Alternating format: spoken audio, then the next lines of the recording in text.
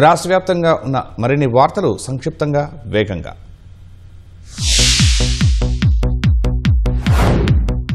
Hyderabad Nampally inter board కార్యాలయాన్ని ముట్టడించేందుకు ABVP ప్రయత్నించడంతో ఉద్రిక్తత తలెత్తింది. 300 మంది ఇంటర్ సెకండ్ ఇయర్ విద్యార్థులను ఎన్రోల్మెంట్ చేయకుండా ఇంటర్ బోర్డు చెలగాటమాడుతోందని మండిపడ్డారు. ఇంటర్ ఫస్ట్ ఇయర్ ఒక కాలేజీలో చదివి సెకండ్ ఇయర్ మరో కాలేజీలో చేరిన విద్యార్థులకు హాల్ టికెట్లు ఇవ్వడం లేదన్నారు. పోలీసులు ఏబీవీపీ నాయకుల మధ్య వాగ్వాదం ఉద్రిక్తతకు దారితీసింది. నాగర్ కర్నూలు జిల్లా వెల్దండలోని గురుకుల కళాశాల విద్యార్థులు శ్రీశైలం హైదరాబాద్ జాతీయ రహదారిపై బైఠాయించి ధర్నా చేపట్టారు. మెనూ ప్రకారం భోజనం అందించట్లేదని కళాశాల ప్రిన్సిపల్ను సస్పెండ్ చేయాలని డిమాండ్ చేశారు. ఆకలితో అలమటిస్తూ చదువుకోలేకపోతున్నామని నాగర్ కర్నూలు జిల్లా కొల్లాపూర్లో పీజీ విద్యార్థులు రోడ్డెక్కారు. భోజనం సరిగా లేదని నినాదాలు చేశారు. విద్యార్థులకు నాణ్యమైన భోజనం అందిస్తామని, హాస్టల్ను పరిశుభ్రంగా ఉంచుతామని పీజీ కాలేజ్ ప్రిన్సిపల్ హామీ ఇచ్చారు.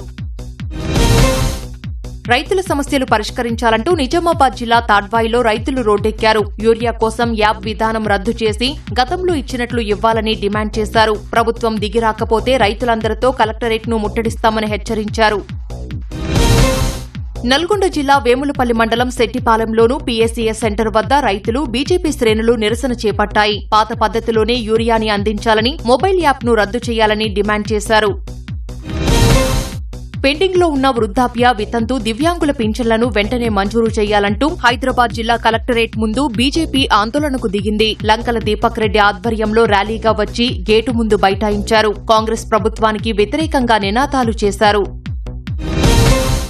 జగిత్యాల జిల్లా మల్యాలలో మహిళల స్వయం ఉపాధికి ఉచిత కుట్టు శిక్షణ శిబిరం నిర్వహించారు. బిఎన్ రావు ఫౌండేషన్ ఆధ్వర్యంలో 60 మందికి శిక్షణ ఇచ్చి సర్టిఫికెట్లు ప్రదానం చేశారు.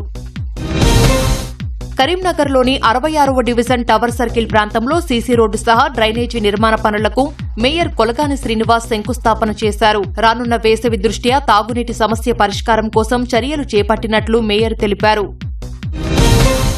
నిర్మల్ జిల్లా బైంసా మున్సిపాలిటీలో చైర్మన్ గా దత్తాత్రి, వైస్ చైర్మన్ గా బీబీ కుతిజా సిద్దికా బాధ్యతలు స్వీకరించారు. పురపాలక అభివృద్ది కోసం కేంద్ర, రాష్ట్ర ప్రభుత్వాల నుంచి నిధులు తీసుకువస్తానని అన్నారు. సిద్దిపేట జిల్లా తొగుట మండలం ఎల్లారెడ్డిపేట శివారులోని మల్లన్న సాగర్ కాలువలో చేపల వేటకు వెళ్లి బీహార్ కార్మికుడు మృతి చెందాడు. ఈత రాకపోవడంతో నీటిలో మునిగి చనిపోయినట్లు స్థానికులు తెలిపారు.